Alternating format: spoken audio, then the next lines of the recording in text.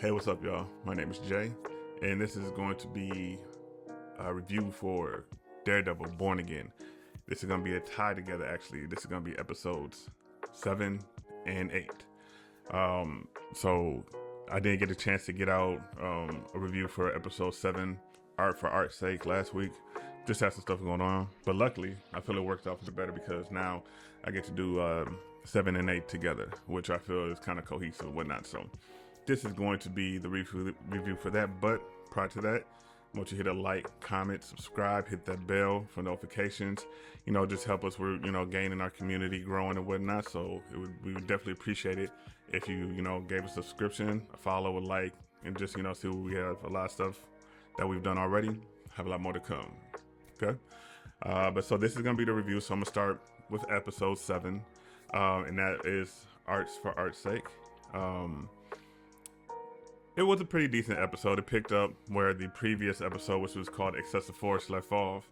And that was after Daredevil and Muse had their interaction down in the sub-sector where, his hideout and whatnot when he was trying to drain Angela and make art out of her and whatnot. So this picks up with Matt Murdock in the hospital with her. She telling him how Daredevil saved her and whatnot. And, obviously he knows he's Daredevil or whatever, right? But they're kind of going through that, and this is gonna kind of gonna sum up episode 7, to be honest with you. But that's what was going on there. Excuse me. And then the Muse, which is his I don't know what you want to call it. I don't want to call it his alter ego, but who he really is. Earlier in the season, they had showed him at Dr. Heather's book signing. And he had went there, and whatnot. So now he actually ends up coming across her at a certain point through this, and we'll get to that a little bit more towards the end. But that's kind of his arc for this episode. There's a mixture.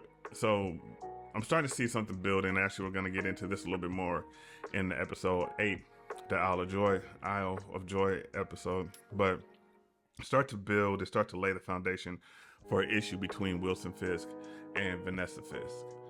They start to lay the groundwork for that pretty heavily because at a certain point, the leader of the Irish gang that they had, going around the bank and kind of do certain things around the city, Vanessa did when she was, running the criminal endeavors that they had going on, comes to her, essentially propositions her to assist him or allow him to take out, Wilson Fisk and whatnot. And they kind of leave that open ending so that you don't know exactly what's going on. So that happens. Matt is just kind of going through it. And we still have the whole aspect of, Wilson Fisk, now Daredevil's back in his mind, because of the Angela thing and whatnot. And now he's starting to put things together with that, reinforce his task force, that type of thing. No Punisher this episode, none of that. So, I thought this episode was okay. The climax to it, or the climax was Muse goes and he goes to Dr. Heather's office and essentially attacks her and wants to make her a piece of art. Luckily for her, Daredevil, is able to intervene and, kind of fight him off or whatnot. And during the process of this second interaction between them, and honestly, I thought for a second that, because there was a weapon in play during the whole altercation they were having, I thought Muse was going to get his hands on it, attempt to, shoot Daredevil in some kind of way, and I thought he was going to end up, taking out Heather, honestly. But it's actually the opposite. Heather ends up taking out Muse in this episode, which I kind of felt the way about, truthfully. Like, they didn't do much with Muse, to be perfectly honest. Like, before the season started, they kind of showed glimpses of, him as a villain and whatnot. And I expected a little bit more. I truly did. And I'm kind of looking at it and, we got Bullseye for a split second.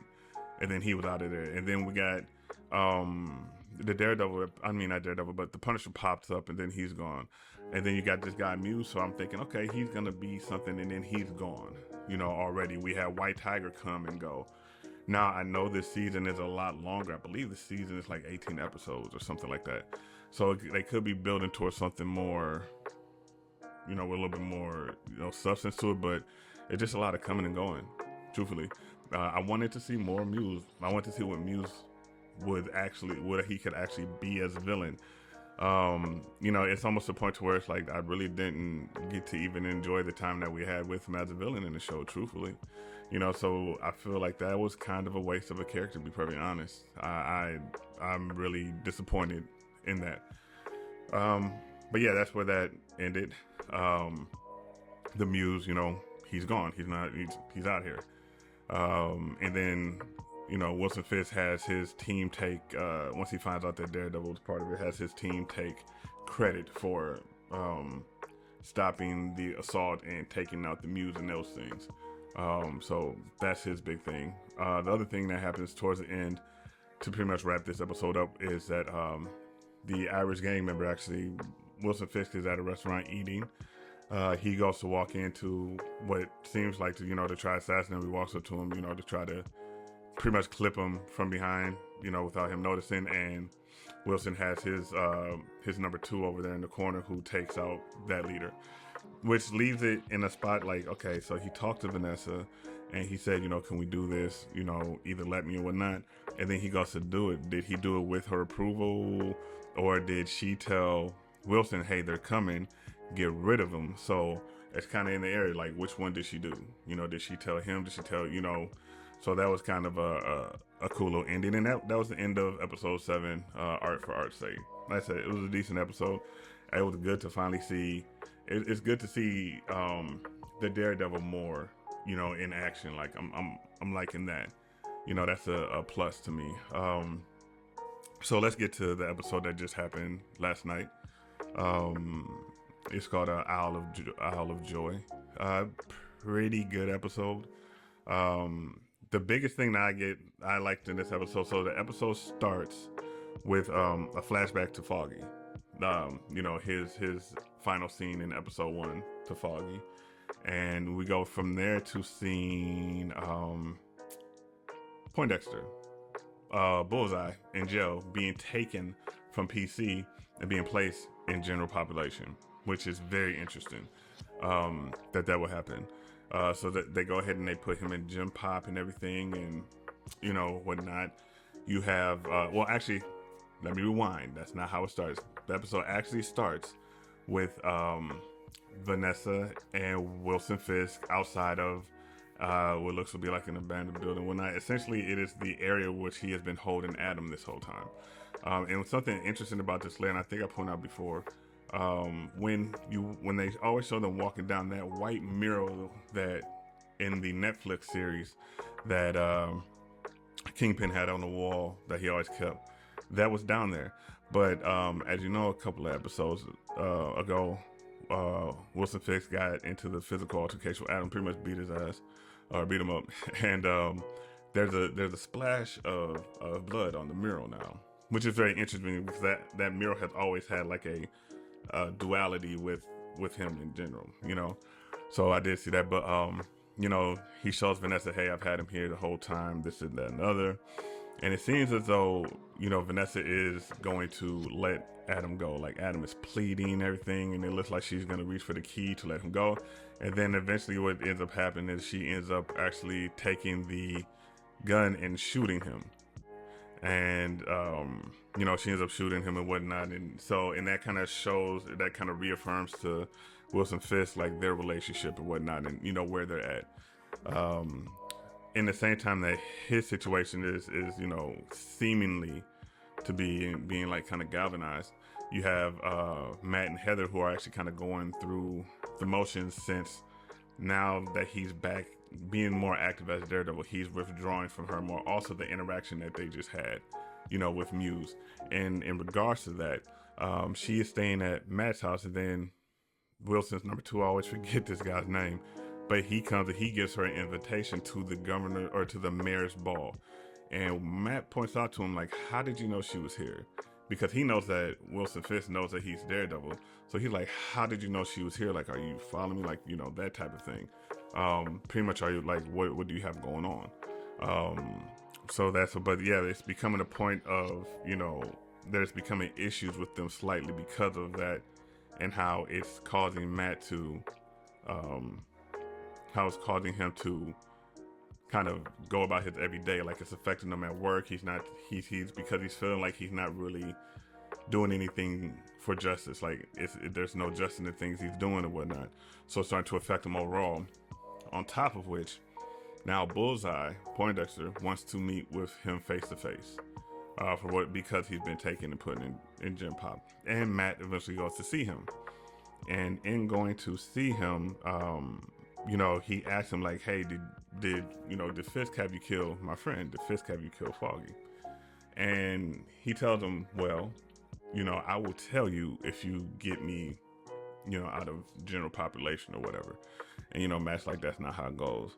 And during their interaction, Matt ends up slamming his head on the table multiple times, which plays a role later. But pretty much saying like, "I'm not gonna help you. I'm not gonna do that. You killed my friend."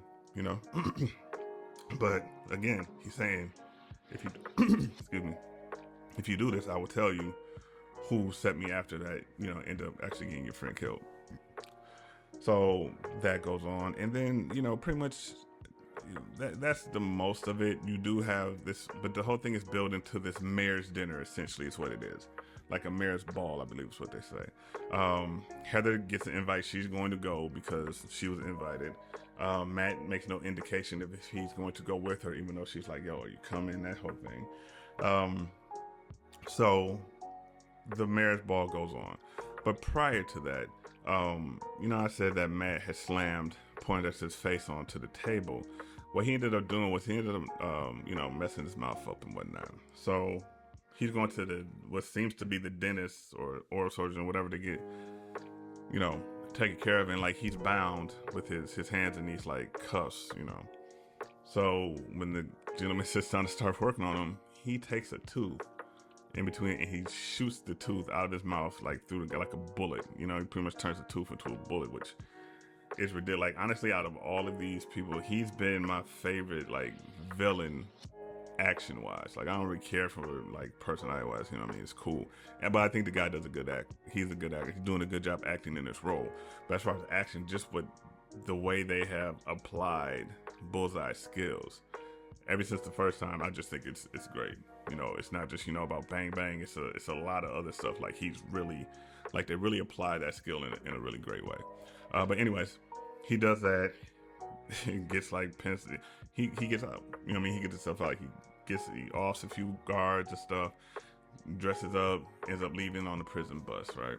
So Matt shows up to the mayor's ball with Heather, and she's kind of giving him a rundown about how he's not attentive, he's not there, and everything. And the whole time while she's doing this, she's like listening to other things going on around him, trying to hear what Wilson Fisk is talking about behind closed doors, and just a lot of different things that he's doing, which is not aiding in the situation whatsoever. But it is what it is. Also, at this ball, Wilson has this all white suit on, completely white, and Vanessa's wearing all red, which I thought was very interesting because I pointed, and I'm gonna point something out later, but like it's almost like the all white, like the pureness of that mural that he had down in the basement, the mural that he had from the Netflix season, but that mural is now stained with blood, right? So we get to that, and then Vanessa's talking and stuff, and Murdoch hears her talking. He puts together, now mind you, Poindexter, Bullseye, he breaks out and he goes to the mayor's ball, but Murdoch puts together that Vanessa, you are the one that sent Bullseye after me, and you're the person who had Bullseye kill Foggy. Meanwhile, she's doing this, Bullseye is up in the rafters loading up a sniper rifle to shoot, with no clear indication right away of who he's aiming to shoot. But of course, Murdoch can hear him loading the gun and whatnot, and he takes a shot, and Murdoch jumps in front of the bullet, which is aimed directly at Wilson Fisk. Very interesting, right? Because now who's trying to have Wilson Fisk killed? But anyways, so Murdoch jumps in front of him, he takes the bullet. And that's how the episode ends. Now, a couple of things I want to point out. Clearly, they're making it a point to point out that Vanessa is more than likely the one trying to off the Kingpin. Wilson Fisk, I'll say, because he's not Kingpin yet. Wilson Fisk. And I think this is going to be the thing that is actually going to turn him into the Kingpin, because I feel as though, and this is a prediction, so it's not no spoiler, it's just a prediction of mine. I feel as though, like, just like that Miro, and just like when he was shot at wearing all white and Murdoch jumped in front of him, now he had blood on his suit, I feel as though he's going to have to get some blood on him. And I think that blood is going to be Vanessa. I think he's going to piece it together, and she's going to meet her demise at his hands, and I mean his hands literally. And I think after he does that, that's when we're going to see the Kingpin that dons the white sports jacket with the purple, you know, underneath and everything. I think that is what's going to turn this Wilson Fisk into the Kingpin. And I think when that happens, now that's when he's really going to go over the top. He has he don't have Bullseye because Bullseye just went after him, but this is where we might see him, you know, get some of his underlings and whatnot. And this is where Daredevil is going to need the Punisher. And I think that's why the season is so long. It's from what I'm getting. But yeah, that's what I really think is going to happen. So I wouldn't be surprised in like the next 2 to 3 episodes, we start to see that drastic change with him. I really do. But hey, predictions, just a guess. But hey, whatever. So that's my review of episodes 7 and 8. Sorry for the delay. I will definitely be keeping up with it. Like I said, I have something going on, but I will be seeing you this week, next week for Daredevil for sure, on time and ready. So until then, again, thank you for watching. Thank you. I appreciate it. We appreciate it. Give us a like, comment, subscribe. If you're not, we're active in the comments, and appreciate it. See you next week. Jay out.